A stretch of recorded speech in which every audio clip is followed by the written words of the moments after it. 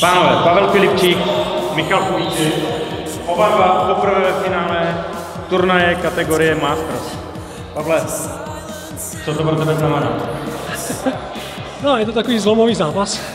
Poprvé ve finále jako paráda, ale soupeř bohužel byl lepší. Těžko se s ním hrál, zaslouženě vyhrál. Pro mě super, jako to jsem ani dneska nečekal a říkal jsem si, že bude semifinále, budu hvězda. Jako. Takže to ještě bude navíc, no, paráda. Pěkná práce. Michal Kubíček.